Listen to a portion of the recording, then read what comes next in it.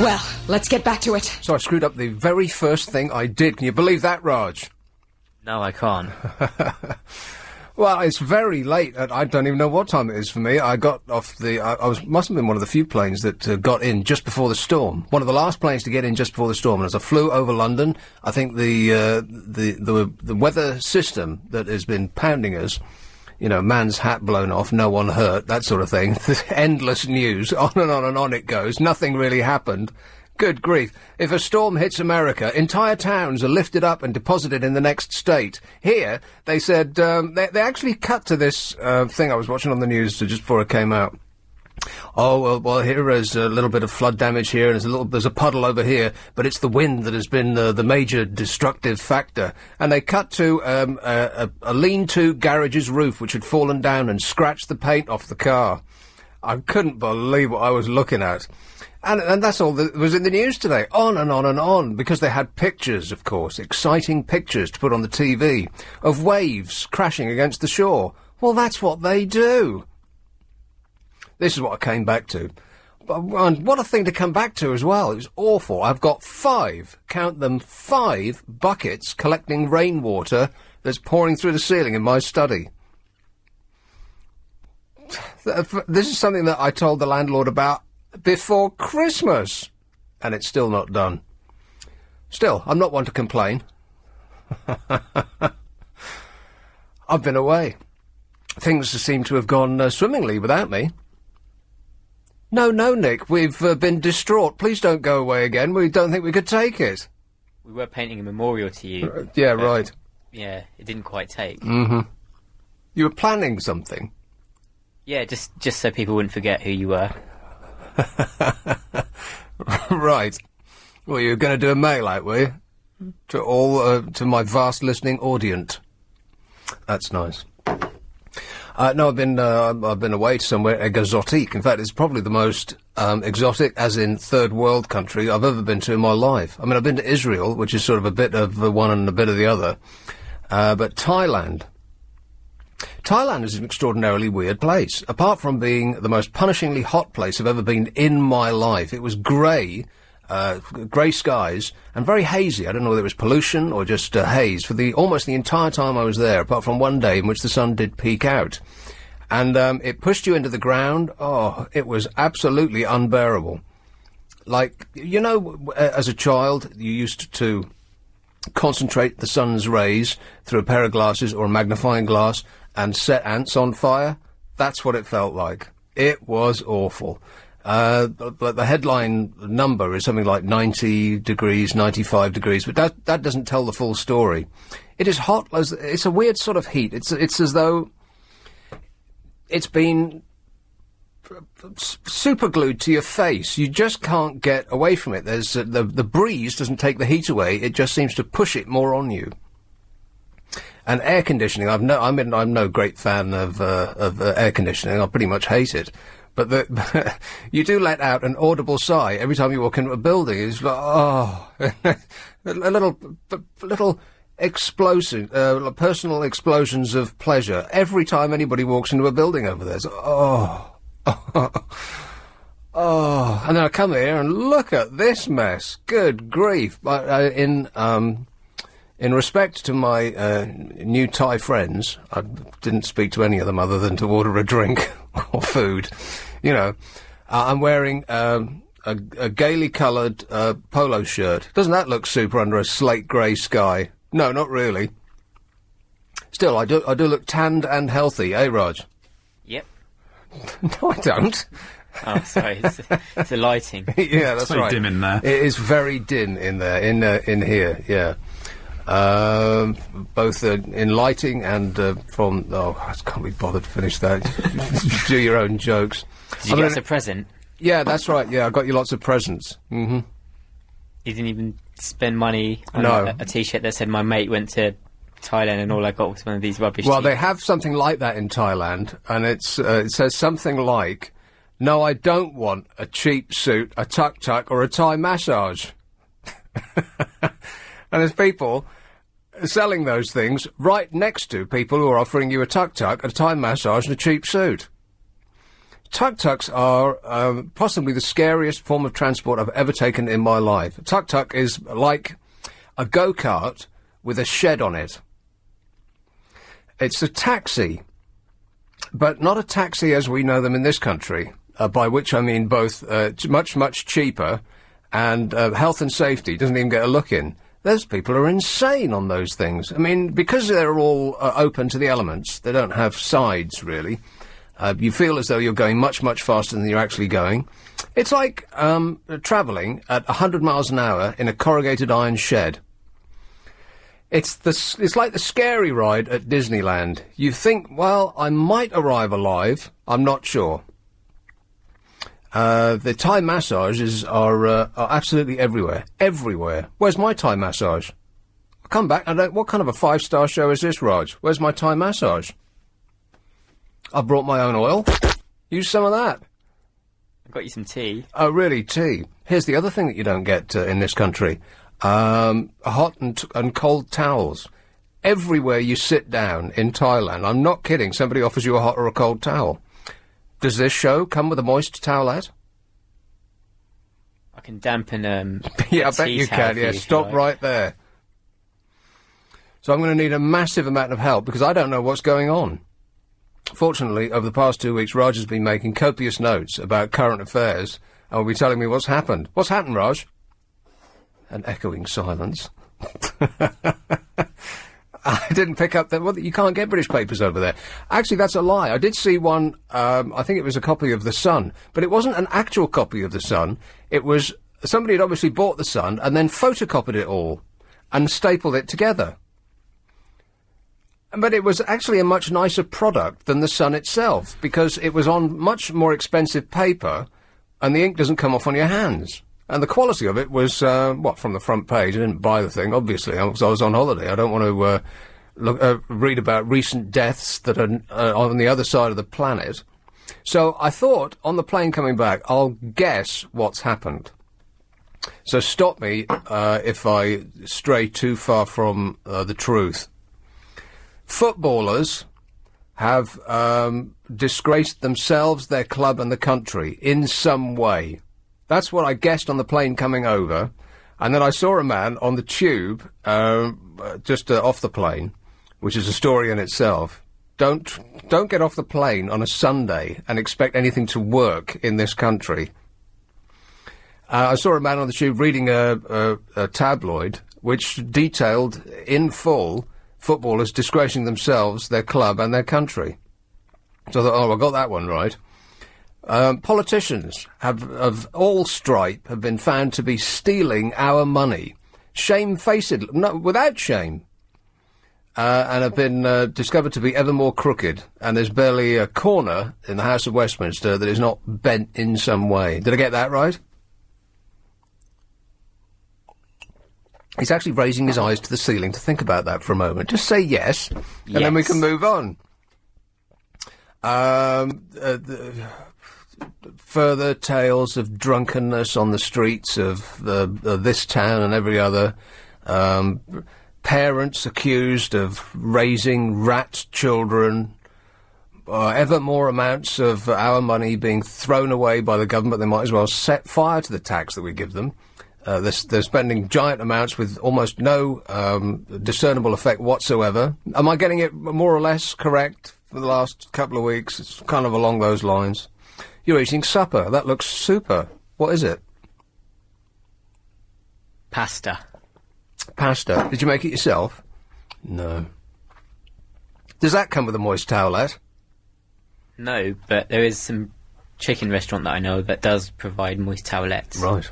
Very nice. I got used to them.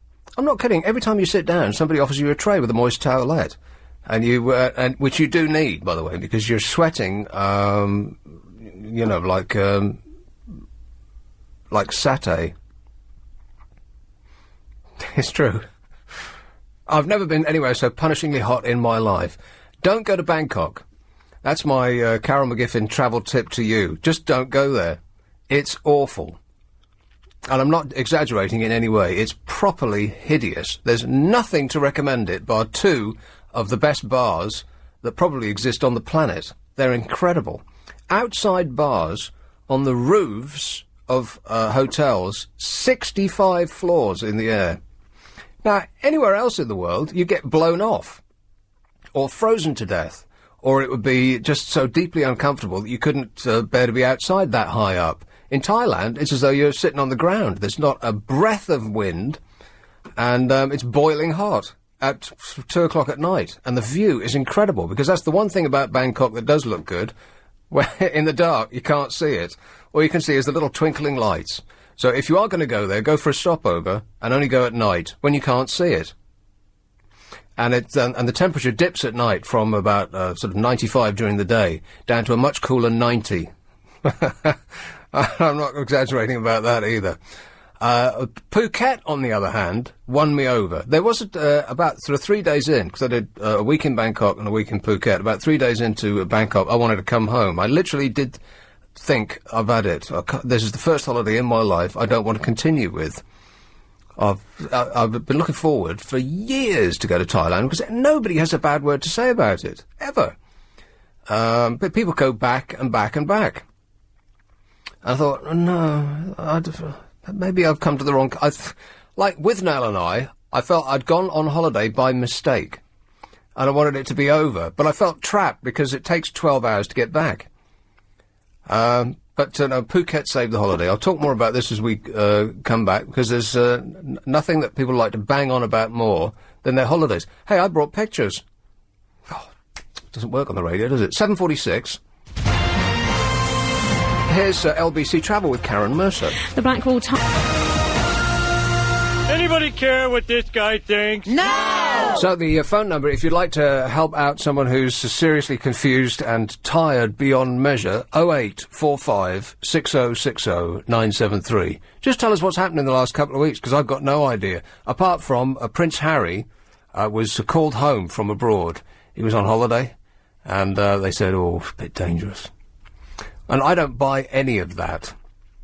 They released it to Drudge News, isn't it? The Drudge Report, which is this right-wing internet.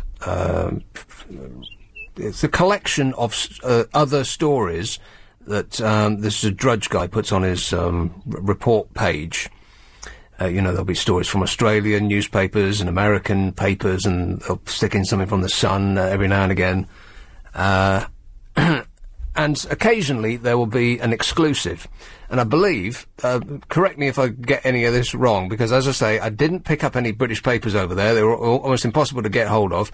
And Thai television is, well, I'll never complain about Sky again. It is awful. The TV they get there is just so staggeringly, but they've got their own version of MTV. Oh, Asian pop music. That's great, isn't it? It is. I can't even begin to tell you. Where was I? Oh, yeah. And so I did see reports of, because you recognise Prince Harry, even if they're talking about it in Taiwanese, which, by the way, I didn't learn one single word of. I don't even know what thank you is. It was too hot, I couldn't be bothered. Everybody speaks English, just smile. It's the land of 1,000 smiles, so they say. And about halfway through, I thought, yeah, but are they genuine about this? And it appears, yes, they actually are. And I get back to this country, and it's the land of 1,000 clenched fist frowns. And they're genuine about that, too. I wasn't in the country more than about 10 seconds when somebody looked like they wanted to pick a fight with me. I was struggling with 2 pieces of luggage trying to get into a lift. This is coming out of Heathrow. Massively heavy pieces of luggage, doing my best to get out of the way, and some bloke was for no apparent reason, was charging into the lift without waiting for me to get my luggage out of the way. Furious he was, staring at me with his fists clenched, like I was deliberately trying to keep him out of the lift, which wasn't in any danger of slamming shut and keeping him out. The doors were open, but he was furious anyway. Welcome to England. Great. And then I was trying to read somebody's newspaper, this story about the footballers opposite me on the tube, which is, as I say, a story unto itself. Don't get me started. And he was furious as well. Not that I wasn't setting fire to his paper. And he could only see me if he looked up. And I was only glancing at the front page, but because I hadn't paid for that paper, he wanted to kill me for having read just the headline. That's all I was reading. So you get out of the plane at Heathrow, and I thought, I'm not taking a cab. I refuse to pay a black cab from Heathrow all the way into the centre of town. It's too much money. And I don't want any black cab drivers calling me up and saying it's tremendous value for money. What are you talking about? No, it isn't. It's way too much. And so I thought, I'll catch the tube. Big mistake.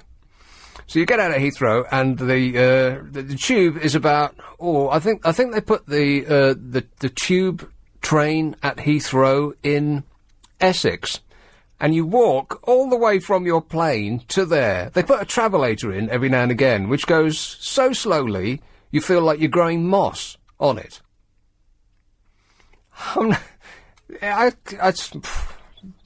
For health and safety reasons, probably. It is almost at a standstill. It's going so slow. So anyway, about sort of 15 minutes of constant tunnels. Tunnel after tunnel after, and you think, when will this ever end? I'm walking home. You get to the tube, and there's a bloke with a clipboard goes, oh no, there's no tubes, mate. All shut. You have to go back. Go back to where you came from and take the train. At which point, I lost my Thai cool and exploded. I said, why aren't there any trains? I said, would it have been a good idea to tell us at the beginning of this tunnel instead at the end? All he was doing was turning away thousands of people who had walked, and I am not exaggerating very much, about a mile to the tube. The tunnel which only goes there. They were standing at the end of it, telling you to go back to where you just come from. Unbelievable. So that was my welcome to London. Freezing blooming cold, everyone furious, nothing working. And you lose your holiday joy of life instantly. Coming into London, by the way, as I started to mention, I think the incoming wind from the storm had blown pollution away from the skies, and there was a nighttime flight coming in. I've never seen London so sparklingly clear and lit up as it was when we came in. It was just an absolutely incredible sight. Apart from anything else, it looked as though we'd laid waste to the earth, because there wasn't a centimetre of it that didn't seem to be splashed with orange light. And it did seem as though they were splashes of orange colour, which gradually coalesced into just one giant glowing orange light. And you could pick out all sorts of things. I could see Piccadilly Circus flashing away there, the Mall going up to Buckingham Palace, the Wheel, which looks great from the air. Looked like we were coming in too fast, like a World War II movie. You're coming in too fast. But we, if I'd arrived a couple of hours later, we'd have been blown out of the sky and crushed like a paper cup. Because of this storm that people on the TV news can't stop going on about, because they've got exciting pictures. Waves breaking over trains. Cars not turned over. People on the doorstep with their arms folded over their pinning. Oh, it was terrible. And we're going to get this all week. I, let me remind you, have 5 buckets collecting rainwater in my study. But, as I mentioned, I'm not one to complain. Anyway, the number is 0845 6060 973. I'll stop prevaricating and start taking a call after we come back from the new news. So please call in and tell me what I've missed over the past couple of weeks, because no doubt you've been sitting at home making copious notes, just as Raj has. Absolutely. Isn't the American race for the presidency getting exciting? Yes. Yes. Yeah, it actually is, yeah. If you were an American citizen, would you vote? I mean, I know you're a politics student and you haven't voted here. Would you vote there? Yeah, I would actually. Yeah, me too. Yeah, I'd be queuing up to vote. I've read a lot of articles about Barack Obama, and all of them make me think that he's got to be the one. And they similarly make me think that Hillary isn't it. Change would be a nice idea. I mean, I know that's the sort of thing that they just keep saying all the time, where we must have change, and it doesn't actually mean anything. But it does seem to offer some sort of hope, and I've had nothing really concrete to base that on. But then neither does anybody else when they vote for a politician. You just vote for them because you like the look of them, because they did well on TV, or they got a nice face, or something of that order. You just get a good vibe off him. So yeah, I'd vote for him. I hope he is the next president of the United States of America, and that Hillary isn't. Because she just seems to want it more. And I'm suspicious about that. Why? Why the desperation? I almost feel as though anybody who wants public office should be barred from having it. Why do you want it so much? It's almost as though it should be thrust upon you, not you go out and seek it. Isn't she just trying to shake off the label of being just Bill Clinton's wife, or long-suffering wife? Well, I'm sure Bill's been suffering along with her. I'm sure it's not just the one way. Hey, Trixie. Hello, welcome back. Thank you. Well, you've had a marvellous rant. I think that the injection biotherapy could spell the end of your blood pressure problems. The what? It's just something that's been in the news lately.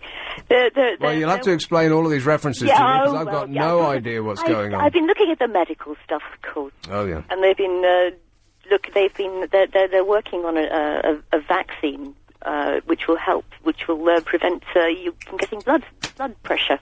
Oh, High great, blood pressure. yeah. Well, not blood pressure. They'll perfect that when I'm dead. Well, at the end of this rant today, you better be careful. I don't think I've been ranting, have I? It's been marvellous. It's been great, honestly. And things. No, it's been lovely. I've enjoyed listening. My arm is going dead here, but I've enjoyed listening to you. It's been brilliant. Did you learn any? Did you speak in Taiwanese? Taiwanese. No, I did not. Oh, but you know how to do it. I don't. Surely the McGiff has told you.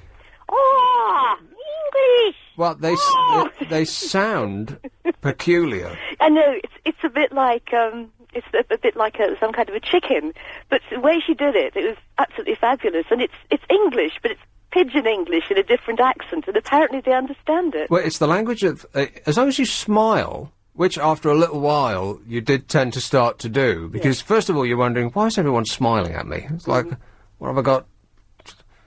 I've got egg on me, on my shirt. Everyone's smiling at me. Why? What do you want? But that's what they do. They just smile all the time. They do say it's the land of 1,000 smiles. Yeah. Well, I mean, they're happy to have you there. They just seem to be happy. Yeah. Is the thing.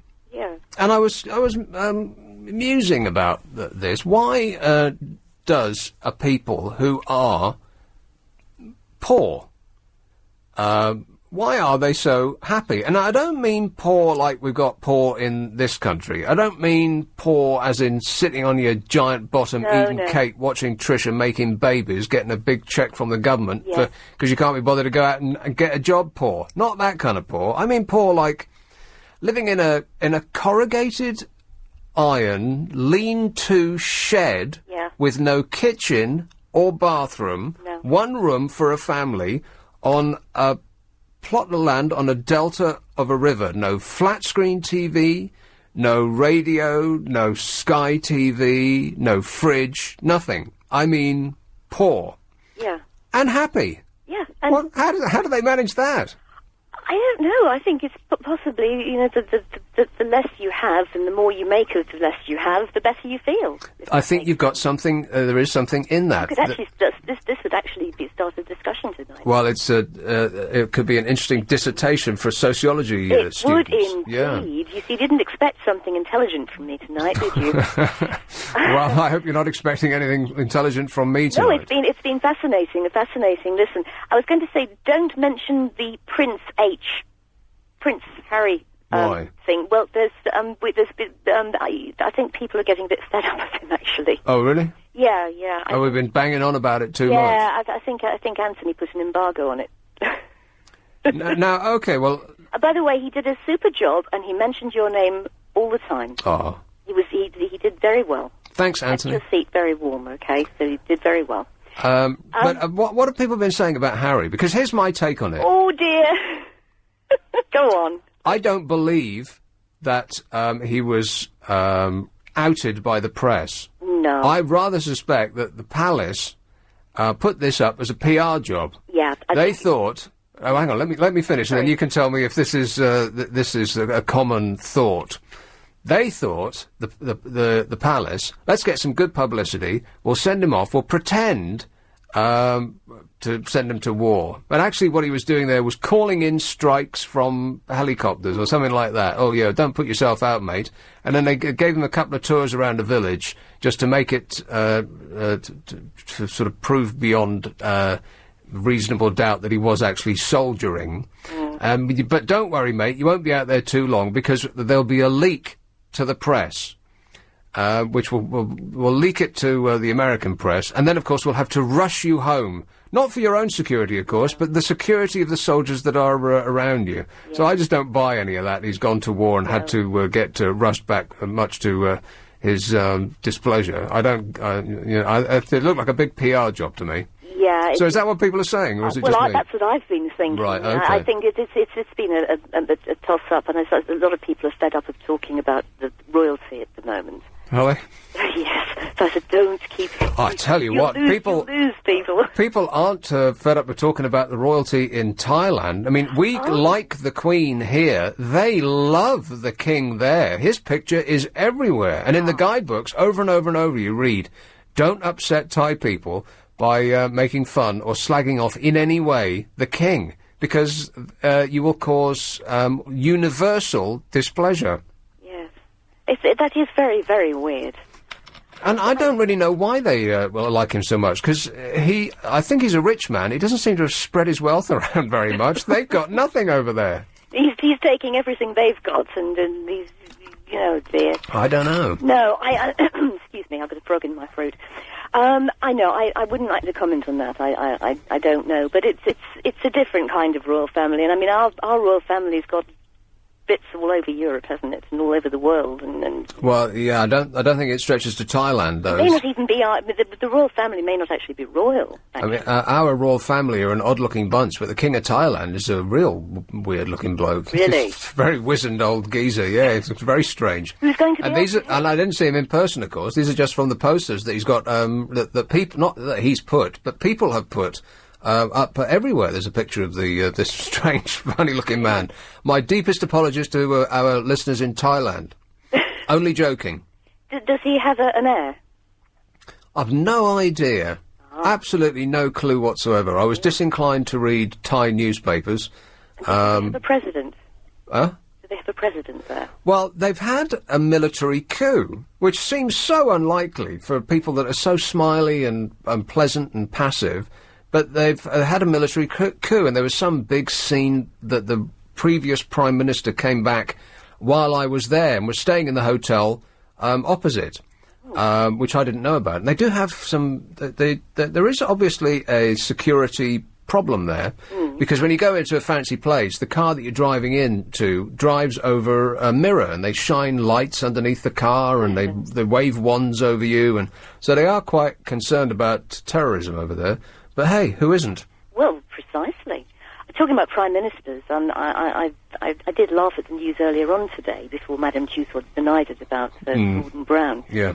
About them not wanting his image. Yeah, and I smell a giant PR rat there too. I believe the initial story. I would imagine that they didn't want to stick a waxwork of Gordon Brown up. Every now and again, Gordon Brown would pop up on the satellite news as I was flipping around trying to find something that was in English. And of all the people that were on satellite news, as Gordon Brown's face came up, you almost an involuntary scream came out. He is ill-looking. I mean, I think he must have tried to lose weight or something like that. He looks like the monster in a Hammer House of Horror movie. I know. Yes. So yeah, I would believe the initial story that Madame Tussauds didn't want a waxwork of him. But then when they said that, of course, mass panic all round. Yes. And they had to, calls were being put through by by people in very high places. You better take that back, or we'll audit you, or something of that ilk. There are dark forces. Yeah. There certainly are. They'd save quite a bit of money on decking his image out anyway, because they could he'd be able to donate one of his eyes, wouldn't he?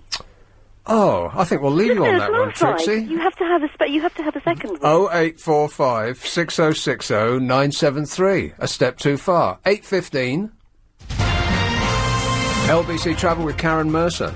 Well, it was looking... Right, so what are we doing? A How Low auction.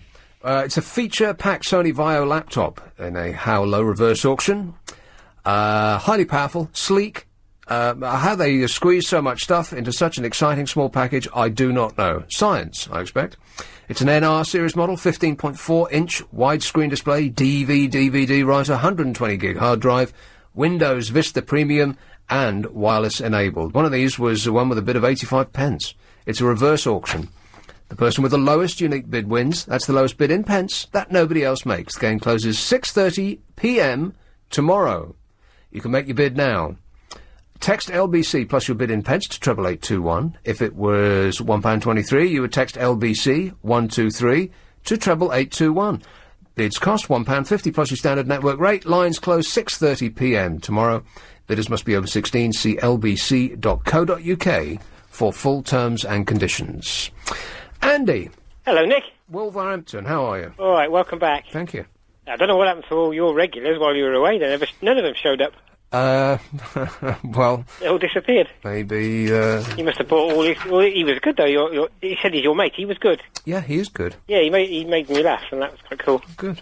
Anyway, as you've been away, I know you're not a real sport, Billy, but I thought I'd fill you in on the four teams that are in the semi-final of the FA Cup. Yeah, they've brought the FA Cup dream alive again, eh? They definitely have, yeah. You've got... one side, you've got Portsmouth against West Brom. Mm-hmm. And the other side, Barnsley against Cardiff. Oh, the glamour teams. Yeah. Boring. Yeah.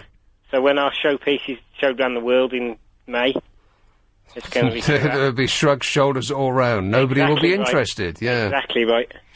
But I believe that there was much complaining all around from various managers who were upset about every decision that went against him, but nothing new there, eh? He just carries on the same old way, doesn't he? Yeah. Well, Arsenal aren't in it, but he's had a whinge while you've been away as well. Well, there's something, I don't know, there's something about that guy, Arsene Wenger. He just does not stop complaining. Absolutely. Every word that comes out of that man's mouth is a moan. Yes, well, of course, it was this and it was that and it... He just doesn't stop complaining, that bloke. Unless it's against his player. In which case you didn't see it. You didn't see it, there you go. Other sport you've missed, England lost to cricket. Oh, cricket. England lost to rugby. Nobody cares about cricket or rugby. Only if we win. Exactly. All of these fair weather fans come crawling out of the woodwork.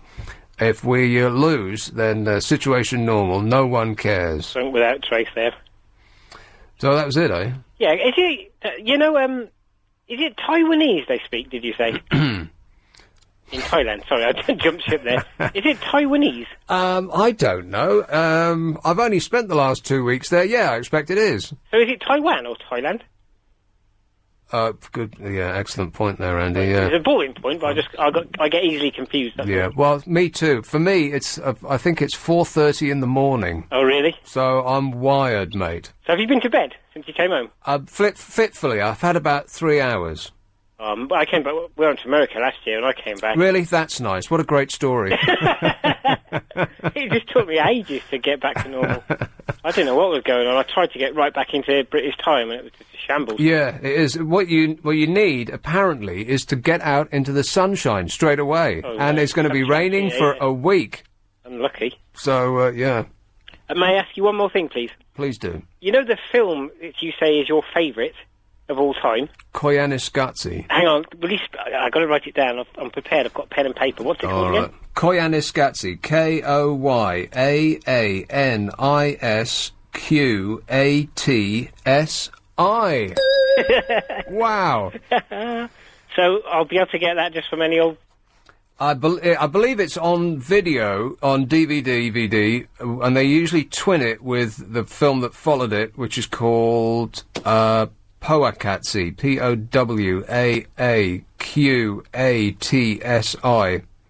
But Koyaanisqatsi is, it's just mesmerising. It is beautiful. It's, excuse me, it's images of nature and city life slowed up and sped up to the music of Philip Glass. Yes? It's How amazing. did you find it in the first place? I saw it when it first came out. It had a very limited art cinema release, and I saw the advert and I read the review of it, and I thought, groovy, that's a film for me. When you describe it, I must admit, it just sounds right up my street. Up your alley, yeah. Exactly right, yeah. Okay, well, enjoy it with my compliments. Thank you very much. Thanks a lot, Appreciate Andy. And when you go to the DVD store, mention my name, and they'll sell you a copy at the usual price. Here's Barnsley. Louise! Hi, Nick. Hey, Louise. Good to have you back. I Thanks. missed you. That sounds freaky. Anyway. No more than usual. How are you? Well, I was going to say I'm great, mate, but I feel like I've been strung out. That's an excellent phrase, by the way. It really does sum the sense that you have all of your nerve endings have been pulled tight. When my uncle got back from Australia, he was getting up at like 4 o'clock in the morning. Yeah, that's exactly what I did. That's exactly what I did today. I got up at 4 o'clock because I couldn't sleep anymore. Oh, dear. I know. You just have to sleep loads. So I was just listening to the storm coming in, ever louder. The drips getting ever more furious in my damp study. Yeah. You need to get that sorted out. The only reason why they keep showing it on the news is because of all the pictures of things getting crashed that they've got. That's what I'm saying. There is no story. Nothing really has happened yet, but they've got a lot of pictures of winds, of trees being blown, and cars not turned over. Yeah, apparently the coast has been quite hard hit. Yeah, hard hit. It hasn't been hard hit. Phuket was hard hit. They had a tidal wave, which blew it all away. Well, when you put it like that. Yeah, exactly. Yeah, when you put it on the when you compare it to where people actually get weather, then we've got nothing here. We're not used to it being so extreme here, though, I think. But I don't think that it is extreme. It's just a little light wind. Really, isn't it? I mean, America gets tornadoes where entire houses get picked up and deposited streets away. Yeah. We'll have a couple of tiles fall off a roof, and every news reporter in the country will be round there asking people how they feel. When it was the earthquake, someone in Barnsley broke their leg. Earthquake in inverted commas. Yeah, which it probably happens every minute of the day. Someone breaks their leg. Yeah, but because it was this big earthquake in inverted commas, everyone was all over the story. I know. Well, they're just looking for...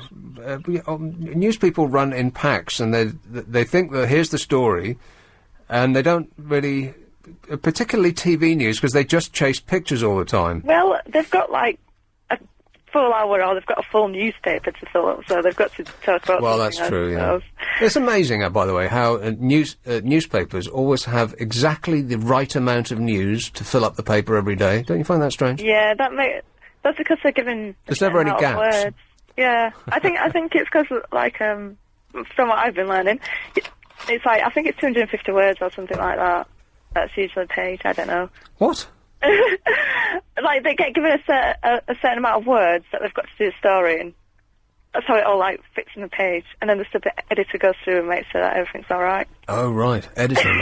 it'll like this show, Raj. It'll all come good in the editing. And you were talking about Prince Harry as well. Yes. I thought that was strange as well. After a while, I did start to think, what's going on here? Because he did loads of interviews, and he did loads of TV, and he did loads of TV appearances saying how annoyed he was at getting sent back. Right.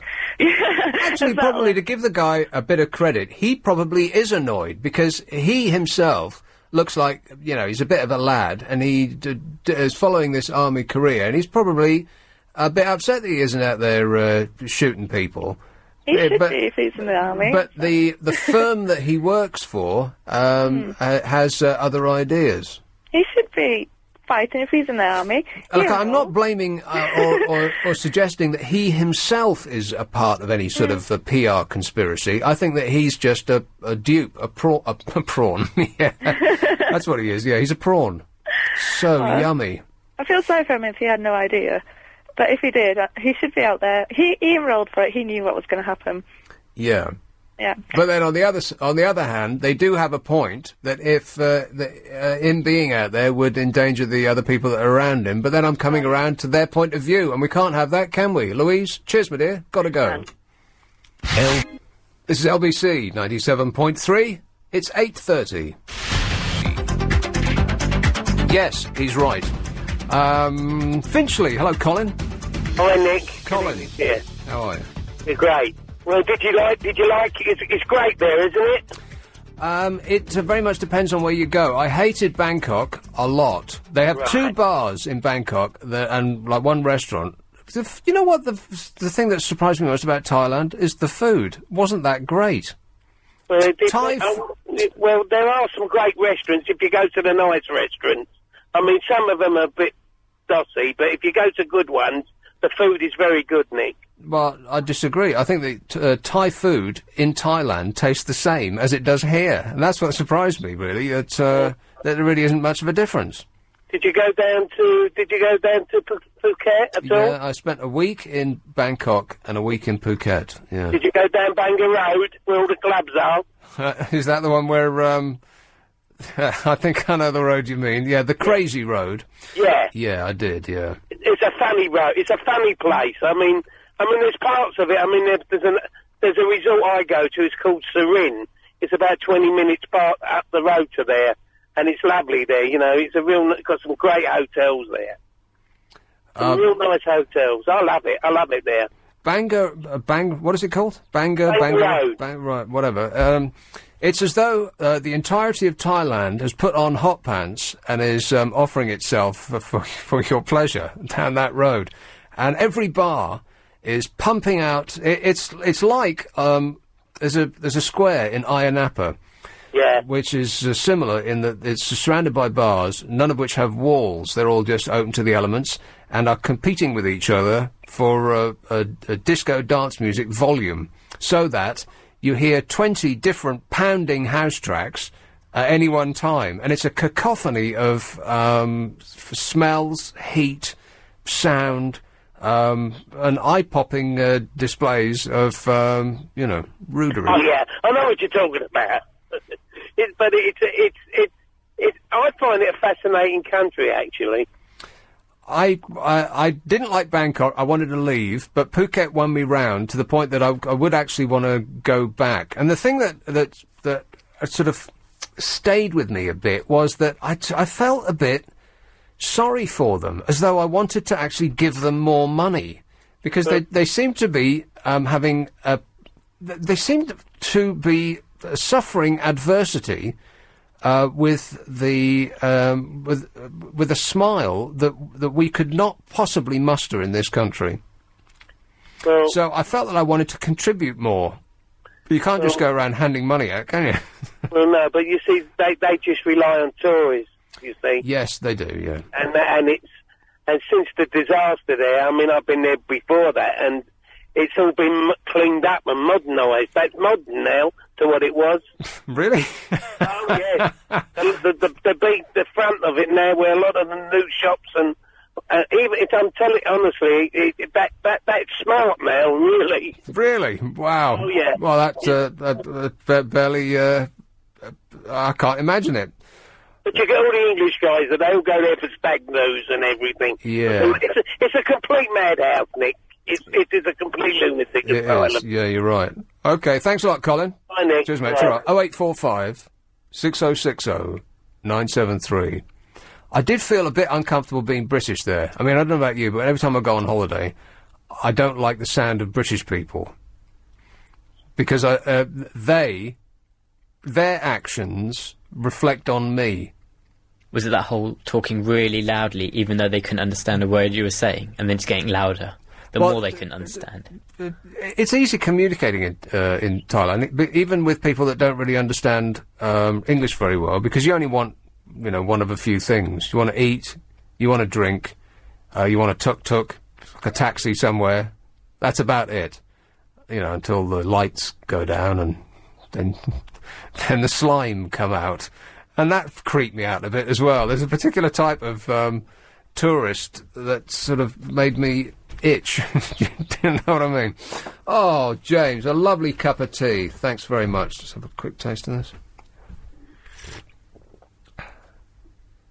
Hey, that's not bad. You want to teach Raj how to do that? Simple, you'd think. Just pour boiling water over a tea bag, add milk and sugar. Simplest thing in the world, Raj. And I'm still bereft of a moist towelette. I ain't got one. I'm working on it. I don't even have a pillow menu. What kind of a show is this? The sound of them is we sort of touched on this before. They do sound unlike any people I've come across. Nations tend to have a certain sound, a certain part of the mouth that they speak in. British people are all at the back of the mouth, but sort of a bit throaty, and sort of at the back and the top. But particularly people that come from around here, just and we all sound like that, with our fists clenched in fury as we're doing it. That's how we sound. The French, on the other hand, are all at the front of the mouth. And they've got their palms up and their shoulders are shrugging, and it's all about the lips. So we use completely different parts of our mouths. Funny that. The Brits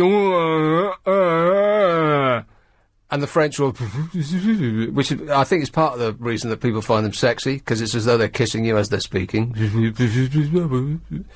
The Thais, on the other hand, particularly when they get excited. And have you seen the movie Mars Attacks? Nice Planet, We'll Take It. The aliens in Mars Attacks, they sound so alike that the directors of the film must have got the sound of the aliens from Thai people, because it's identical. And when they're just, offering you drinks and, cold towels, they've always got their hands placed together in front of they're smiling and bowing, and it all sounds, it's as though, it's wide mouths chattering, but when they get excited, the oddest thing happens, and you just laugh out loud, because I've never heard a human sound like this. They turn into ducks. I haven't even quite got it. It's weirder than that. Let me see if I can get it. And now I'm getting embarrassed. It's like as a kid at a party, when your parents' friends came round, he said, you're like 12. Oh, he does such a good John Wayne. Here, Nick, come in and do your John Wayne. No, Mum, I don't want to. Because everybody's suddenly staring at you. And they're staring at me through there. It's something if you look away, will you do it? Yeah, it's like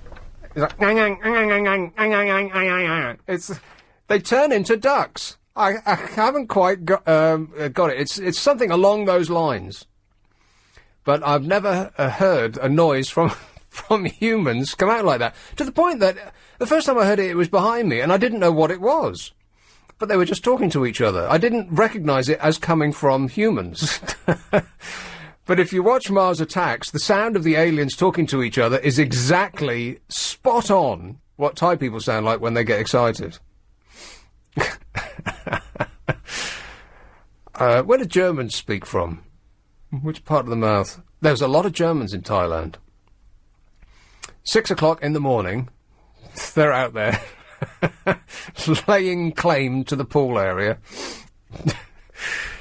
And British people wandering around like so pink. Germans are ordering them as the entree, thinking we're lobsters, and I know you joked about my shirt.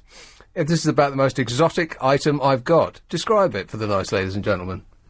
It has some sort of print. Oh, I don't understand why you've got it in grey. Why didn't you get it in some pink or blue? It's not orange? grey, it's green. Oh, that doesn't come through the Oh, glass, you see. But you should have got it in... It's a very muddy green. Yeah, you should have got it in green or like a Right. really light Well, I fluorescent didn't buy green. it there, I bought it here. Really? Yes, they sell clothes like this here. I didn't buy any clothes in Thailand. I didn't think people, though, bought them. Yeah, in their right minds. No, you're right. Here is... And this is what I come back to. Can you believe that, James? Help, I'm being abused. Pinner. Hello, Jane. Oh, hello, Nick. I'm glad you enjoyed your holiday. Thanks. They sound very gracious people. They are. They really And are. I love ducks. You love ducks. I They're just so yummy. Yes. Oh, no, I'm a vegetarian. Oh, go on, force yourself. Duck is actually really nice. Oh, no, I'm so I- glad I'm not a vegetarian anymore, Jane. I tell you what, the entirety of the menu is open to you now. No, I could not be for anything in the world. They had a thing about monkeys. I did. Oh, I love monkeys. Not in this way, Jane. No, don't, please don't. They had a thing in Bangkok Times about the people are poaching monkeys in the Thai Oh, don't. I don't want to talk about that. jungle. Mm. I'll talk about it after you're gone. Okay. You can put your fingers in your ears and hum loudly to you yourself. can It's tell not me. a nice story. You can tell me if you want me to cringe, okay? I'll listen. No, I I won't don't. be an ostrich. I don't think you'll like it. Go on. We'll talk about. now you're egging me on. You're almost forcing me to upset you, Jane. Have you, no, well, I'm not going to tell you the one about the eggs. The eggs. It couldn't possibly be worse than the monkey story. Anyway, I was going to tell you about my return from Adelaide Wednesday. Oh yeah. I mean, are you? Yeah. Yeah, mate. Well, Australians, very much nasally and at the front of the mouth and up at the top. Yeah, British no. at the back and at the top. French, Yeah. all the way at the front with the lips flapping. oh, is it? I don't know many French. Yeah. Australians, it's kind of like that. Yeah, mate. Yeah. I can't do it. No, me either. Yeah, and Germans, did you say ordering people? And the I didn't say that. The British are pink. Yeah. And the waiters were only following orders. Yeah. Oh. Oh, well, they're lovely, aren't they? You went there for a holiday. Yeah, and I got one, yeah. Good. So anyway, Yes, you were saying? returning from Adelaide Yeah. via Kuala Lumpur and back to Heathrow, I was with my mother, she's 87, and in a wheelchair, can't walk or talk. And we got back to Heathrow, the lifts were out of order, we had to wait in the bowels of Heathrow for their security men to come and show us to the lift, and Yeah. that was about half an hour. Right. After getting off the plane, after being in the air for about, seemed like 2 days. Yeah. So that's my experience of coming back to London. Well, yeah, you come back to London, and first of all, Bangkok Airport is brand new and gleaming. It's like something from the future. Well, the best one is KL. They've won awards 2 years running for being the best international airport. The Asian countries are building their airports as we speak, and they all look fantastic. Where do they get the money from? The marble floors. And, yeah, it just goes on and on. Heathrow, you come back to Heathrow, it's my like God. you've just walked into a prefab. Thief Row. Thief Row. Yeah, I suppose so, yeah. But it looks like they just, you know those prefabs that they teach school children in? It's like you walked into a big one of those. It is hideous. Yeah, well, that's how it goes. We're lucky to be able to get about. Well, we're lucky to be alive, eh, Jane? Yes, I am. All right. Was there more? No, nice to talk to you. Oh, and you too. Thanks a lot, Jane. Bye. What a nice lady. 0845 6060 973. I'm beginning to speed up now. I started the show, so sleepy. Now I'm almost like a cat after it's just been fed, running back and forth and back and forth and back and forth and up and down and like climbing the curtains and just got a mad look in their eyes. I'll be like that in a minute. I'll come in there in a minute, Raj. 8:45. LBC Travel with Karen Mercer. The Hammer. I enjoy working with people. Here's a call in Atlanta. Steve. Hey, Nick, welcome back. Thank you. Sounds like you had a great time, apart from the English people. I had a great time because holidays for me are not so much relaxing, they're doing. It's almost like ticking off a list. Got to see the museum, you've got to see the sights, and you've got to do this, and you've got to do that. But people, if you go to, because I've never done a beach holiday in my life. I always do like city holidays where there's a ton of stuff to do. Bangkok Is a city right enough? There's nothing to do. By which I mean at all. They got no museums. They got, they got a couple of temples, but the temples, they're not £1 million edifices of our religions, built with the money of the poor people. They're erected to disenfranchise. They're not like that. They're like the gaudy, cheap trinkets you'd buy in Camden Market, writ large. And you take a peek at it, and you think, oh, right, okay. And they all look the same, so there's really nothing to see. But you go to Phuket, and there's nothing to see there either, really. And so I thought, I've made a big mistake coming to Thailand. But then I had to have a change. I had to have a talk with myself, and I thought, no, that's not this kind of holiday at all. This kind of holiday is the type of holiday that most people take, which is where you get up in the morning, you have breakfast, then you sit around and you have dinner, and that's it. And I've never done one of those holidays before, but after I got my head around that there is nothing to do, so do nothing, then I started to enjoy it. Yeah, that's what we're hoping to do in St. Lucia in April when we go. I don't think there'll be anything to do there either. Yeah, I mean, we love going to Amsterdam and everything, but there's lots to do there. Well, no, they have great museums, great canal, and it is such. What's great about Amsterdam is it is such a peaceful city, even in like the red light district, except when you see a group of British people. Yeah, I wasn't being sarcastic when I said that there's lots to do in Amsterdam. There really is lots to do. They've got no end of museums. Oh yeah, world-class galleries, and there's just no end of stuff to do. Yes, it's great. Well, but I actually called about America. Yeah, go ahead. And our political situation as it's going on. Yes. It's not what I wanted, What do you mean? I was hoping there would be a clear-cut winner in the Democratic primary by this time because, we don't need to be, as a Democrat, I say we don't need to be sniping at each other at this point. It's, especially because the Republican side is so weak. George Bush has sort of destroyed their credibility. They've got a guy running for office now who's 1 million years old. Whose name isn't... I bet if you stopped 100 people in the street over here, they've got one candidate, the Republicans, for American mayor. They've chosen already, and I bet that not one single person will be able to come up with his name. I can't even think of it off the top of my head. What's his name? John McCain. John McCain, right. Yeah. Now, I read something about the Democrat race, which I didn't know. I thought it was just a straight race where it's all a bit confusing for us, but basically, Hillary and Obama are trying to pick up votes from delegates from the various states that they're visiting, and he or she who gets the most delegates on their side wins. But that's actually not it, because then there's this thing, super delegates, who are almost like people who have 2 votes. Or how many votes do they get? They just get... and so no matter what America decides, then there's another bunch of people who can overrule that decision, isn't there? Yes, although they do tend to represent constituencies. And if a delegate represents, like it's already happened that a super delegate was pledged to Hillary Clinton, but his district went for Obama, so he changed his vote to Obama, even though he personally said he still supported Clinton. Right. That was actually here in Georgia. So, I mean, it is sort of democratic, but it's just, the thing is just getting eked out. I mean, there's like less than 100 votes or 100 delegates separating the two of them. I mean, the much more interesting story is the governor of New York, who's just gotten caught on this list of this prostitution scandal. And what's his name? He says he's not stepping down. Apparently some madam was busted. Now, what's the guy's name? Oh, Elliot Spitzer. Elliot Spitzer is the governor of New York? Yes. I've never heard of him. Well, you will now because he's in the paper.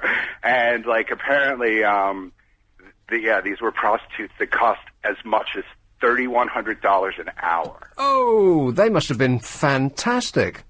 I know, and, considering the average man lasts about 3 minutes, that's a really good hour. Well, wasn't there a chap in, was it Washington State, the mayor of... The mayor of D.C. Of Washington, D.C., Marion Barry, was caught, correct me if I'm wrong, smoking crack in a motel room with a hooker and still got re-elected. Yes. Can you imagine if Ken Livingstone was caught smoking crack with a prostitute in a hotel room and then was voted back in? Tony Blair could have gotten away with it. Yeah, exactly, yeah. What a lovely story for the children. Yes. Yeah, sleep well. It's all quite wonderful. So is there still this is he black enough thing in America, Obama? Well, I don't think that would be a problem because, he's got the core support from the black community. I mean, they're not going to go voting for John McCain. No. But what I meant by that was it's his skin color isn't so much an issue now, really. The only issue with it is he actually black? Well, I mean, it's like, it really does challenge the definition of what black is. It's like, is it someone who just has African blood in them, so they look a certain way, so therefore they're prejudiced against? Or does it mean someone who's of wholly African descent? Right. Or, I think you can just look into that kind of thing too much, and who really cares? But if you'd thought a year ago, will there be a black president of the United States? The answer you would have erred on the negative, right? But now, thinking about the two men, who's the Republican guy again? I forgot. John McCain. Yeah, John McCain. John McCain and Hillary Clinton does sound like people might, if in doubt about the Democrats, might go with the John McCain because Hillary Clinton is kind of this sort of shrill. She's a woman. Yeah. Obama, on the other hand, is not a woman, and the fact that he's black is almost less of a negative to a certain type of voter than that Hillary is a woman. Does that make sense? Well, yeah, I mean, and I think if, say, Colin Powell was running against Hillary and he was a Republican and she was a Democrat, I think a lot of people would overlook his color as well. Perhaps sexism is a lot stronger than racism. Yeah. And you're talking from Atlanta, which is a southern state, which is traditionally a racist stronghold, right? Yeah, although I've only been here since May. And, so it's not your fault? Those laws got repealed in, 68. Yeah. Okay, what kind of a flag do you have flying on your lawn there, Steve? I don't actually have a flag. Oh, yeah, actually, I think the people who did the weeding for our garden put a little flag out there with their phone number on it. Right, a Leonard Skinner type flag? Yeah. Yeah. Steve, I got to go. Thanks for the call. Cheers, mate. All right. This is at LBC. Everything is going extremely well. You bet your life it is. So, Madonna is being inducted into the Rock and Roll Hall of Fame. Is that a joke? Is it actually April the 1st? Am I losing my mind? And in order to make that seem a little less ridiculous, she's being inducted by Justin Timberlake. What? Oh, come on. I mean, Madonna does a lot of things tremendously well. PR. Brilliant. Not a great singer. Can dance a little. Like Fred Astaire. That was actually Fred Astaire's report from the school that he was at. I think the acting school. Can't act, can't sing, can dance a little. Fred Astaire. A little. But Madonna, oh, come on. I mean, she's many things, but a rock and roller she ain't. She can sling a guitar over her like Elvis used to, but she can't play it any more than he could. That's just silly, isn't it? I mean, and the Dave Clark Five. What, the people who did Bits and a Pieces? Those people? The Dave Clark Five? Are you kidding? Rock and roll is Led Zeppelin, is Bruce Springsteen. That's rock and roll. Nirvana. Oh! Huh? She's got the hiccups. I had the hiccups so bad when I was eating hot food over there, and my body reacts by violently hiccuping, to the point that I thought I would never stop. Because every now and again you see on, National Geographic or something like that, somebody who's had the hiccups for their entire life. It just started at one point, 50 years later, they're still hiccuping. Can you imagine anything worse than that? I mean, you just want to die. I think there was a case of a girl who kept sneezing for like 3 years, and there were just these little short sneezes, and she would do it every 5 seconds or something, and she just couldn't shake it off or cure it at all. Well, there's nothing to laugh about. That's awful. I'm not sure which would be worse, hiccuping or sneezing. Sneezing, as you hiccup, almost blows the top of your head off. I've done that before. Because there's a pressure build-up inside you that is neither going in or out. And so it has to find some other escape route. Yawning while sneezing hurts. Yeah, as does coughing. Coughing while hiccuping is very, very bad news indeed. So is clearing your throat when you hiccup. That's quite painful. All of these things. I've had them all. Hey, I went for a posh massage, which is actually a spa. Massage costs you 50p. A spa, £150. I'm not kidding either. They're giving away massages over there. Everyone gets massages. There's people with their shoes and socks off getting their feet manipulated on every street corner and in every shop. There's just no end. Everywhere you go, people are getting a massage. So I thought, I'll get a massage. You know, calm me down a bit. Because in Bangkok, I was really quite wound up and stressed, thinking this is the most expensive holiday I've ever bought in my life, and I hate it. Like, I really did want to leave. I thought, forget it, I'll just pay the hotel bill, and whatever it costs to get on the plane a week and a half early, I'd rather be I did actually have this thought, I'd rather be at home watching The Sopranos. I don't care if it is cold and raining. I didn't like Bangkok at all. So I thought, in order to calm myself down, I'll have a spa. Because I was in one of those hotels that has a spa, and you go in, and it's like plinky-plonky, like Asian music. They got one that goes, pling, pling, pling, plinky, plong. And then they got one that goes, pling, pling, pling, plinky, plong. Because that's the thing about Asian music, it's so varied and interesting. Boring! And they got candles lit, and, people bow. They bow and they smile over there, like you wouldn't believe. And it depends on where you are, the depth of the bow. I went to the Peninsula, a hotel, which is, the deposed Prime Minister came back, and he was staying at the Peninsula, which I think is the poshest hotel there. We went there for a drink, and we asked the man at the desk, we're just here for a drink, can you show us to the bar, please? He bowed so low, his head actually touched the desk. He was just telling us where to get a drink. And where we were staying, their smiles were so fixed and furious, I thought that their face might actually catch fire. So anyway, I go into this spa, and the much bowing and scraping and kneeling before us, and just pleased beyond measure that we would grace them with our presence.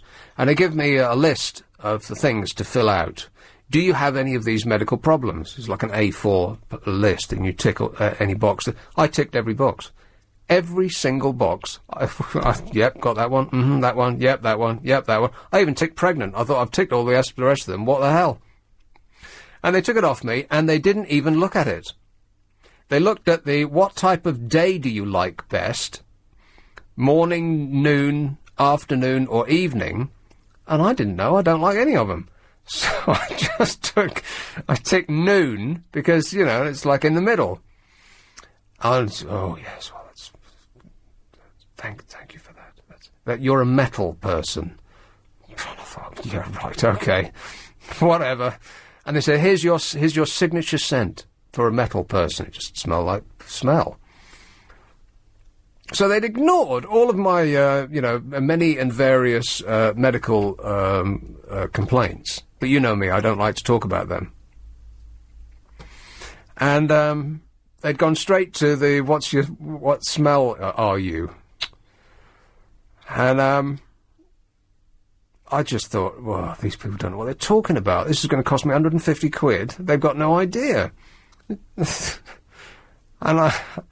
And they stuck me in. Then the first thing you get is they called it something like a tropical hydro pre-treatment treatment, something like that. It was a jacuzzi. I could have got that outside by the pool for nothing. And then they said, here's a steam room. It was just, they sat me in the room. No steam. I was just in I could have been in a telephone box. And at that point I thought, well, this de-stressing £150 massage is really winding me up. So I had to leave. I said, no, I've had it, that's it, I'm going. Which, I thought they were going to commit suicide, they were so upset. Well, I just couldn't take it anymore. So I went back and had a drink instead. Much better. They know how to mix a fierce cocktail. At the Peninsula Hotel, order a Long Island iced tea, and that's fine. Order 2? No. When you stand up, you know you've had a drink. That's the thing with cocktails. Wine, you can regulate. Beer, you know how much you've had. Cocktails, you've got no idea until you stand up, because you feel fine. You're conversing, fluently, and you feel as though you could get up and drive. You can't get up and walk. That's the evil that is spirits. Shepherd's Bush. Hello, Stephen. Hello, Nick. Stephen. Nice to hear you. Oh. I just heard this thing about Madonna being on the Rock and Roll Hall of Fame. Yeah. And those people are completely nuts. What she's getting for I'm a virgin or whatever, So it's, like you said, Led Zeppelin, Bruce Springsteen, and, some big other bands, which play real rock and roll music. Yeah. But not Madonna. I mean... Not Madonna, no. Where it come from, I don't know. Maybe her people made a call. I've got no idea. Maybe she did a big donation to the Rock and Roll Fame, But maybe well, yeah, quite possibly. But maybe if the other inductee at the time was the Dave Clark 5, that's not really stellar company, is it? I bet she was a bit upset by that. Well, what, honestly, not Pink Floyd? No. Well, honestly, I never heard that this group with a 5 number in it. Yeah, the Dave Clark 5, yeah. I cannot comment, but from what they were one louder than the Dave Clark 4. Oh, I see. From what I understood, like Rock and Roll Fame has to be a band or an act that is like at least that does rock and roll, yeah. Over 30 years, or something long time, on the face of rock and roll scene and have so many, gold records and stuff like that. And I give you a sample of a group that they don't want to put is Kiss, which I'm very fond of, Kiss, yeah, well, they want to rock and roll all night, so do I. Yeah, exactly, and they don't put them on for many, many years, and they're like petitions from the fans, and they put Madonna on. Well, they don't put Kiss on because they wore a lot of makeup, and they made all of their money by selling plastic dolls of the guy with his tongue out. Yeah, well, whatever, but... there is... However, I do enjoy playing Kiss a lot at the other place where I play... Rock and roll! You can make fun of the band Kiss, but they did have 5... I could come up with 5 great rock songs. Uh-huh. But that's it. Let's not get carried away, eh? No problem, but I would like to listen to the other station. Maybe I send the email, you can let me know. Yeah, okay, well, hurry up, mate. Don't delay, do it today. 0845 6060 973. Thanks for the call, mate. It's 9:15. LBC Travel with Karen Mercer. Well, we've got some problems. Hi, honey, how are you? I'm super, thanks for asking. Actually, I'm really wired. You're going to have to help me out over the last 40 minutes or so, because for me... It's, what is it, 9? It's like 4:30 in the morning, and I haven't had any sleep in 2 days. So, anything that you can, anything that's happened over the last 2 weeks then please feel free to share. 0845 6060 973. Banstead, Charlotte. Hello, Nick. Charlotte. I can hear you moaning again. Pardon? Hear you moaning. Moaning? I never Yes. complain. I hear you complaining. You're always complaining. Did you throw, Abused? fly into What was Heathrow? abusing? Huh? Did you fly into Heathrow? I did, yeah. Because they're opening a new terminal, aren't they, at the end of March? Yeah, well, everywhere you look in Heathrow at the moment, it's terminal. Is it? All right. Yeah. You mentioned about the papers. You hadn't seen the papers? No, I didn't. No. Did you know Patrick Swayze's ill? Patrick Swayze's ill. Yeah, he's got pancreatic cancer. I did not know that, no. Yeah, he's only 55. Patrick Swayze's 55? Yes. Yes. God, isn't that shocking when people... You think of people who are... well, I'm quite surprised by that. Patrick Swayze, 55. Because I always thought, oh, he's not that much older than me, but then I'm incredibly old. Every now and again you remember, oh yeah, that's how old I am. I'm not quite of the age when you introduce yourself with, I'm 86. Everybody past a certain age, even that call the radio here, every particularly a lady of a certain age always starts a call to this station or a conversation with you personally by telling you how old they are, as though they want you to burst into spontaneous applause that they've lived that long. They're trying to, they're obviously trying to, fight it, but it doesn't sound very promising. Right. There's a lot of famous people dropping down dead lately. I know. But then, that's what happens to all of us, fame or not. I often hear you mention your mortality. You say when you're getting older. Well, it has occurred to me just lately that I'm going to die like everybody else, yeah. Yeah.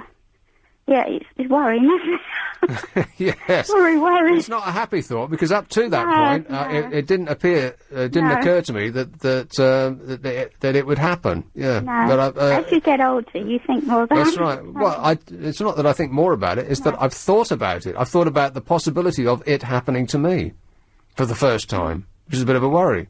Raj is in there in a little cloud cuckoo land, in a little fluffy pink world of his own, blissfully unaware that he's going to die too. Carol Barnes has died, hasn't she? What? Carol Barnes. She was out on LBC. Oh, that's right. I did see the front page of the Sunday Times. Carol Barnes is dead too. Yeah. Stroke. It's terrible. Is Ken Dodd's dad's dog still dead? Wish I'd started that. I don't know. I'll try that again when I'm awake. Yeah, I was thinking, actually, I'm not talking about death, but I was thinking, I hope there is another life after death. You hope there isn't another one? There isn't another one. Because I was just thinking, I'd hate to sort of wake up and see all the people that I did dislike. I have to go through all this again. And they're all smiling at me. You woke up and you're, another life. Yeah. And there are all these people smiling at you. You didn't like them. Well, you never know, Charlotte. If you have another life, you might get into show business. It would be like hell. Yeah. Yeah. Well, you didn't enjoy your holiday very much, then, did you? As soon as I got to Phuket, and I got it into my mind that this is not a thing that you actually do anything on. It's not a holiday. It's not a doing holiday. It's just it's what other people do on holiday. Nothing. I've never done that before, and it took a while to sort of get used to it. But once you have the first cocktail of the day, then you slide in more easily to that frame of thinking. No, I've never been to those sort of... I've never been to India or Thailand or anything. Yeah. Well, I recommend Thailand. They're lovely people, and they need your money. Okay. All right. I'll think about it. Yeah. Well, go to the airport while you're thinking about it. All right. Okay. Cheers, my dear. Ta-da. Bye-bye. Bye. Thailand is a very... I've never seen such contrasts of poor and rich. Well, I don't know. I'll take rich back. Poor and well off in one place. Now, in America, you will get very rich neighbourhoods and then very poor neighbourhoods right next to each other. And in this country as well, like, some parts of town, like let's say Islington, for instance. Some parts of Islington are hideous. Most of it, in fact. but there are little pockets of it, a couple of streets here and there, and people are ripping each other's throats out to buy a house in some of those streets. Why? I have no idea. Why anybody in their right frame of mind want to live in who can afford not to, would want to live in Islington, is a mystery to me. There can't be a nicer, there can't be a more expensive, hideous place to live in London, is there, than Islington? Off the top of our heads? Where are the really expensive places? Mayfair, Belgravia, Knightsbridge, all of those places you got shops and infrastructure and, niceness around you. Other rich people, for as far as the eye can see. Hampstead, very nice, because it's green. Bayswater? No, not Bayswater. Bayswater is a hideous soup of awfulness. Yes, but it's still very expensive. Bayswater? No, I think of Bayswater as backpacker hell. But then I haven't its proximity to Hyde Park. I haven't been to Bayswater in a very long time, because if you don't live there, why would any sane person go? So I've got no idea what it's like now, but it used to be a hideous place. I imagine it still is. Is it? It's all right.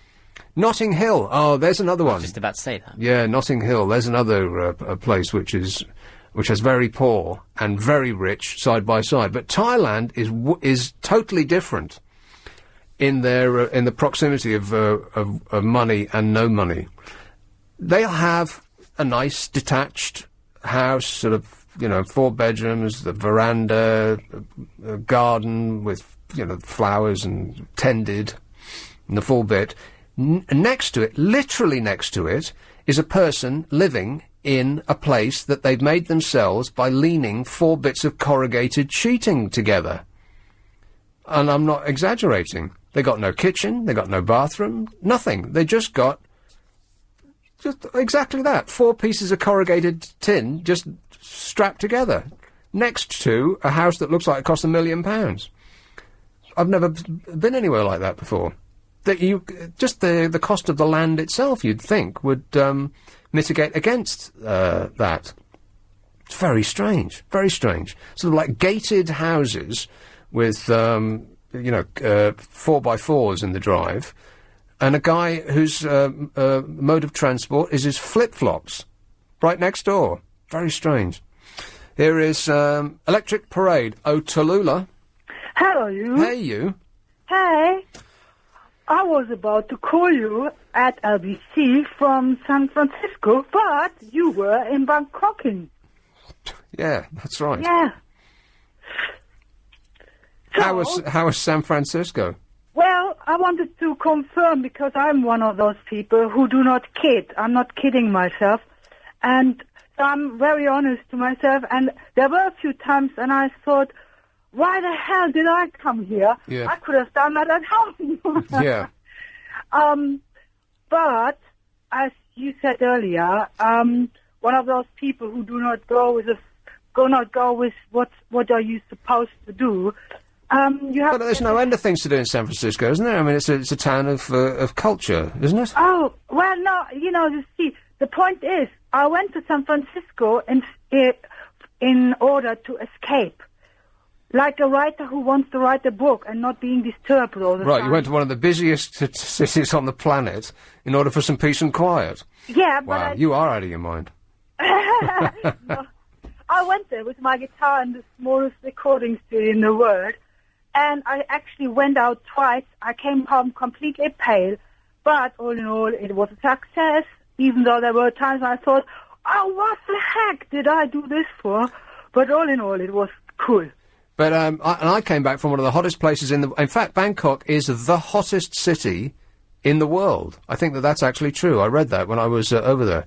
Did you sweat like a pig or what? Yeah, I did, yeah. No, I glowed like a lady. No. Like a glue worm. Glue worm. And look at me, Raj. I am... I couldn't be whiter if you dipped me in Dulux. Well, you are white.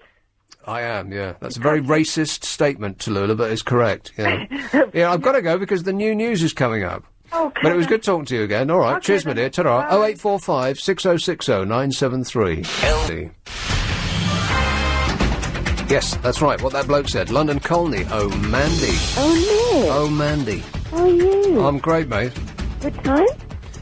Yes, eventually I did have a good time. What, in Phuket? In Phuket is... Phuket. Sorry. Phuket, yeah. It's, it took a bit of getting... Well, the heat is what gets you, because you... we were fortunate that it was cloudy. I almost never saw the blue sky. It was grey almost the entire time. No. Well, no, you actually do want that, because when the sun does come out, it fries you like an egg. Oh, that's great. So, yeah... I must ask you, you didn't land in the wind, did you? No, it was very calm and very clear. I think we missed it by a couple of hours. Really? Mm. That would have been awful. Yeah, it would. Yeah, I wouldn't have liked that at all. So when did you come back? Yesterday? What day is it?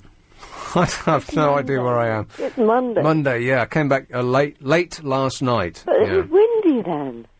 And raining. No, it was very clear. As I said at the beginning of the show, I've never seen... I've landed over London at night before, but you normally are in cloud until virtually 2 feet off the ground, so you don't see it. Really? But it was absolutely magnificent seeing London from the air on a really, really clear night where all of the pollution had been blown away, and it was like some sort of Disney fairy. It was like something that Disney had come up with. It's like splashes of orange and windy road. There's not a straight road in the entirety of London. It doesn't seem. They're all windy like rivers.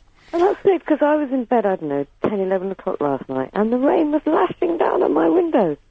Really? I could hear it. Yeah. It's freezing cold here, I'll tell you that. Nothing. Where you come from? You get really used to being baked really quickly, and all your hands get bigger than they actually are. Well, they swell, don't they? Yeah, and your feet, huge, Really? great big comical flappy feet I've got. Have they gone down now? Yeah, everything has shriveled back to its normal size.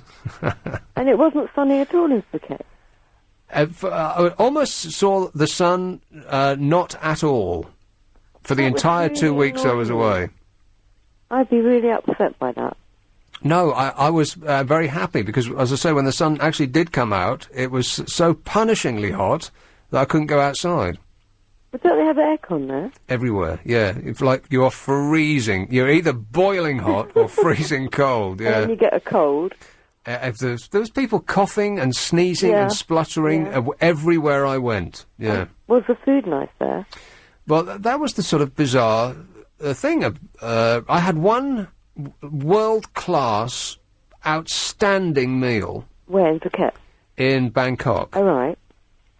This is up on, like, the 60th floor of one of their buildings. Yeah, if you go, it's a place called Breeze. You sit outside on the 65th floor, which it sounds extraordinary. There can't be many other places in the world where you can do that. I couldn't do that. And I know you wrinkled your nose at me when I said this, Raj, but I believe that Bangkok is the hottest, is known as the... What are you shaking your head at?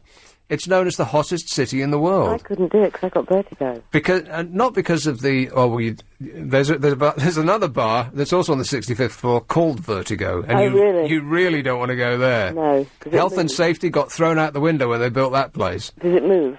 No, because there's no wind. It's just still. No, and the reason that it is hot, known as the hottest city, Raj, let me explain, because he's in there shaking his head and screwing his nose up at me, is because the difference in temperature from night and day is almost non-existent. It's 95 during the day, and it's like 94 or 3 during the night. All year. I mean, they don't have seasons, it's just always like that. So that's what I mean. If you take it over the average. See? Smart ass. Not looking so clever now, are you? Right. Anyway, back to you, Mandy. No, I'm more interested in your holiday. Mine's been winter, horrible weather here. Yeah, well, I'm very glad about that, because if it had been beautiful and sunshiny every day, of course, having spent a lot of money on a holiday, you'd be upset. No, it hasn't been like that. Well, I'm pleased to hear it. There were a couple of days that were pleasant. Yeah. But there's always a drizzle and wind around. Good. I don't like it. Well, I've never been so happy. And I bought a sat-nav. I'm really excited. Oh, really? Well, here's a tip. Yeah? Don't leave the sucker marks on the window. Well, you say no. I also bought a packet of baby wipes to wipe the windows. Yes. Very good idea. And they're in my handbag. But I really like it. It's fun. I even put it on when I know where I'm going. Yeah, me too. Until some oik nicked it from behind this building, because I left the sucker marks on the window. I thought there's a security camera pointing right at it from but 10 feet away. It'll be safe. Yeah, not for 10 seconds it wasn't. Well, get a baby white packet. I'm not getting another sat-nav again. I'm going to go back to maps. Oh, I'm going to go back to getting lost. No. But the thing with the sat-nav is it's a television, and you can't take your eyes off it. I didn't look at it, I just listened to it. I couldn't stop looking at it, because you just keep checking if it's got the bend in the road correct. Every time you go past a feature or something like that, you're just looking at the screen to see if it's right. Well, I don't know. You can see out the front of your windscreen what's actually happening. What it says is irrelevant, but you just can't take your eye, because it's like a TV, it's like I say. But what I haven't tried yet, the thing that says points of interest, I don't know what points of interest they're going to send me to. I press that button. Yeah, probably things on the National Trust Register and, I don't know. I don't know either. I have to look at that, see what they say. Yeah, give it a press. And, I mean, I got it so cheap because I was very lucky. I went into, I can say where, Halfords. And what, without mentioning any brand names? Yeah. Halfords, yes. And I said, have you got any, because I got really lost the other week, and I thought, I'm not doing this anymore. And he said, I said, have you got any cheap sat-navs? He said, well, we did, but they're not coming in till next Monday. I said, oh. He said, we've got this one in the cabinet. Well, I'll never find my way back here. No, exactly. I said, oh, he said, well, there's one in the cabinet here if you want it. Yeah. Said, well, anything to stop you whining, yeah. He said, I said, how much is it? Well, he said to me, it should be £94, but Tesco over the road is selling them for £74, so I have to give it to you for that. Never knowingly undersold. I said, are you, like, never knowing? That was exactly what I said to him. He said, yes, we are. So that was cheapy. The place that says never knowingly undersold is usually the most expensive place to buy anything I've ever seen in my life. Well, I got a bargain, and I'm thrilled with it. Right. Which is good. Okay, well, I'm Until I get lost. Thrilled beyond measure, yeah. I'll use the sound. All you have to do now is try and find your car. I know where that is. Right. I do, Nick. I couldn't believe that mine started. First time, Did after it? 2 weeks. In all that weather we've had. Yeah, I know. Well, it didn't even chuckle. Not a hint of a complaint, Did no. it cough? No, I did. It didn't. Uh-huh. Here, look. World Meteorological Organization says Bangkok is the world's hottest city. Oh, really? See? Who didn't believe you? Raj didn't believe me. Twice I said it, and both times he was think you're a liar? wrinkling his nose. Raj, don't disbelieve Nick. Other cities, like Rio, may reach higher temperatures, but Bangkok rarely cools down, tending to remain largely above 30 degrees centigrade from day to night, summer to winter. Is that like word for word what I just said? I want an apology right now. Come on, let's hear it, Raj. Yes. No. I'm starting to doubt whether you even went to Thailand. Maybe it was a big PR exercise. Is that your method of apologising? That sucked. He thinks you went to Centre Park because you haven't got a tan. No, well, I'm so bright white that I can't do sun. I go from white to dead, and nothing in between. What do you mean dead? What do you mean? What do I mean, dead? White to red, I would have thought. Yeah, red or dead. Yeah. Red, and then the red goes brown. Right. I wish I hadn't said it now. Why? I wish I hadn't said that now. What? Oh, Mandy. What? I've got to go, dear. 0845 6060 973. Hey, Grumpy Britain was in the it was in the mail today, and that was the sense that I got the second I came back. Everybody from Thailand, where everyone is smiling all the time, despite the fact that they have nothing. They ride around on a scooter in a t-shirt and shorts with flip-flops, no helmet.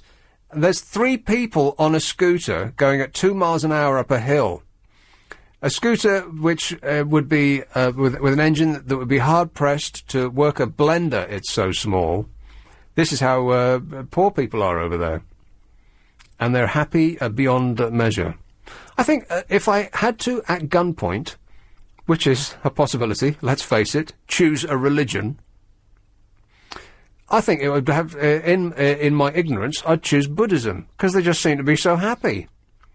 You put stuff down, and people don't nick it. put stuff down in London, like the mayor wants to bring in a bike rental scheme. Yeah, good luck with that, mate. They'll last 10 seconds. They stole them in Amsterdam. How long do you think they're going to last here? They did actually steal them all in Amsterdam. They had these old bone shakers, but those are the kind of bikes that they like over there. And they painted them all white. And they had thousands of them. They all went. I think they were probably British tourists that nicked them. But we'll steal anything here. The ties, there doesn't seem any crime there. I did read that they shoot Canadians. Who doesn't? What? So was that shooting Canadians for fun or for sport or just... No, there's something about Canadians are very upset because several tourists have gone over there to the north part of the country and they've been getting shot. Coincidence, I would suspect, not that they're actually picking deliberately on Canadians for their horrible Canadian ways. Their disgusting Canadian habits. It's not that. I'm sure it's just a coincidence. So there is a crime, and their police are armed. So there is, there must be something going on. I think that much of the crime there is imported. But I bet if you look up safest cities in the world, I bet Bangkok's right at the top there. Go on, look that up. I'm sure it's more likely to be somewhere in the Arab states, because they generally have a 1% crime rate out there. Safest cities in the world. Aardvark Travel. What's that? Singapore. Well, you see, now that's close. Same neck of the woods. This is just one person's opinion. Oh, is it? It's the opinion of John Boy 1984. Oh, right. Well, you should have said. He's not official, then. He's very good. His second suggestion is Dublin. So I think we need somebody else's... we need this verified. I can do most dangerous cities in the all world. right. Well, okay. Rio, I bet, number 1. That was South Africa. Oh, this is just people chit-chatting to each other. This isn't scientifically valid. The internet's rubbish. I know. There's nothing on it. UN survey. There you go. They know a thing or two. Hong Kong. Hong Kong remains not one of. We want the. I think this is a Hong Kong news site. So they're not gonna blimey! I hate the internet.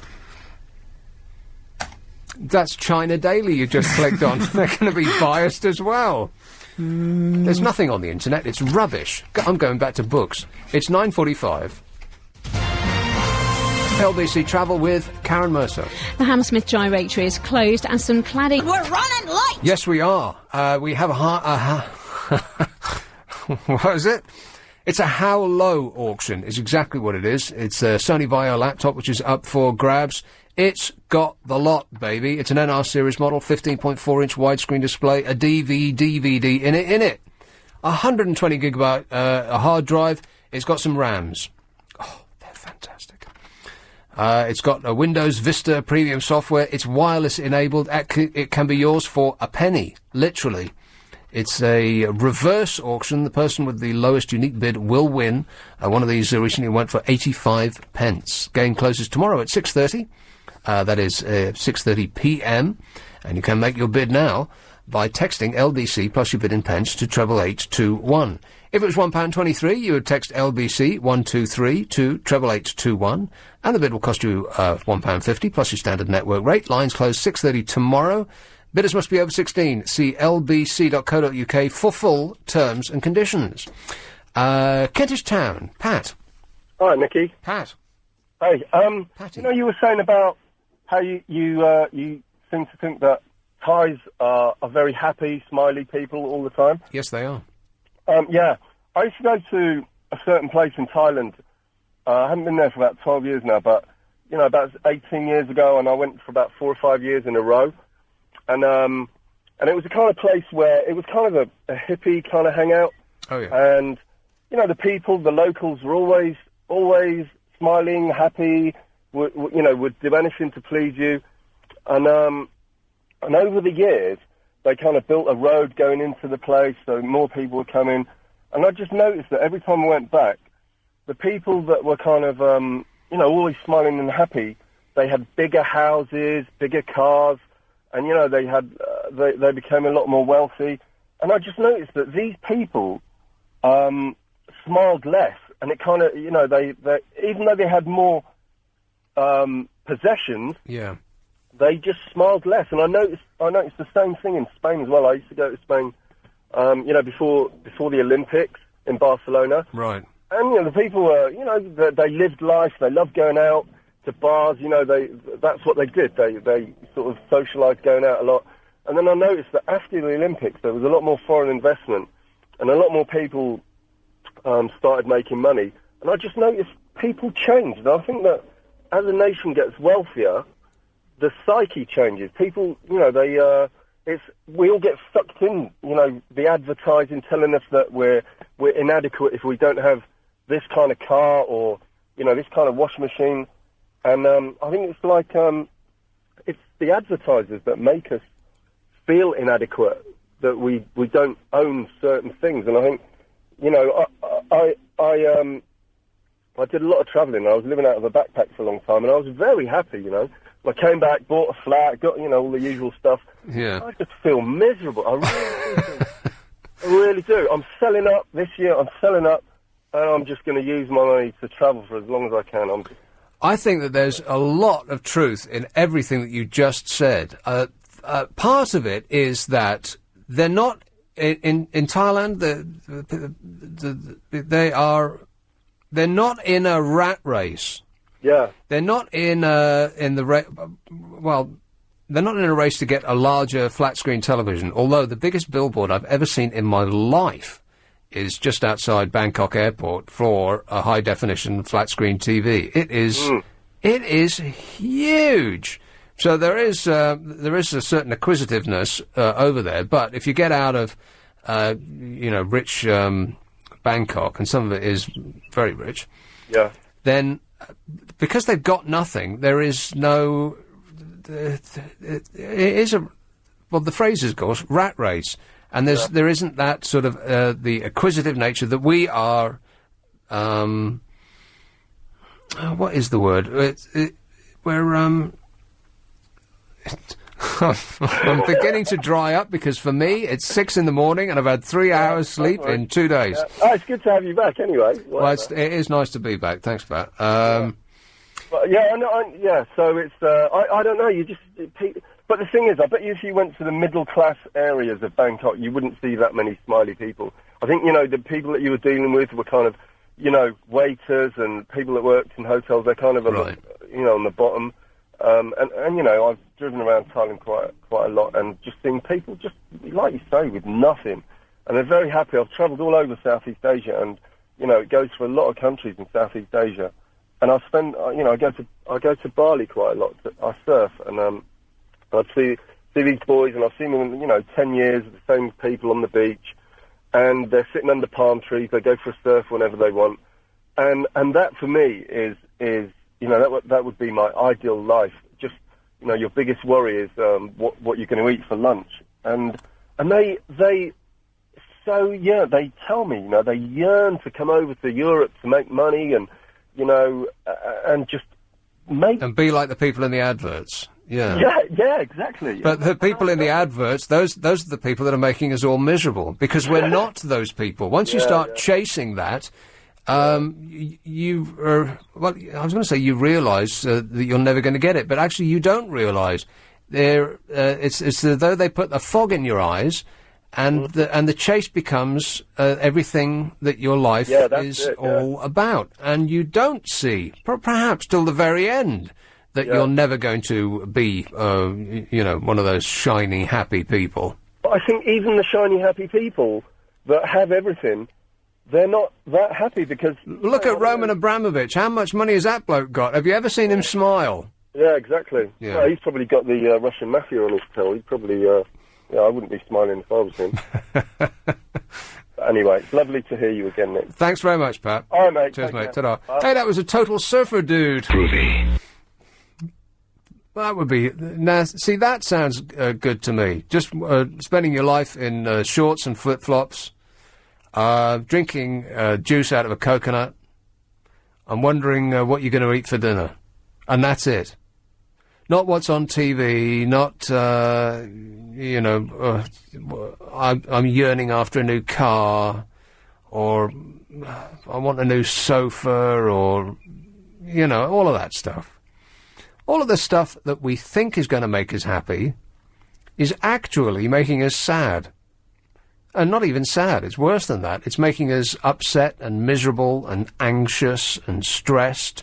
All of that stuff that they throw at you in the magazine adverts. All of those beautiful people with the white teeth, and they look so happy because it used to be that they were smoking menthol cigarettes. You can't do that anymore. Why did menthol cigarettes always used to get, and this is in American magazines, because I don't think they ever really sold them much here.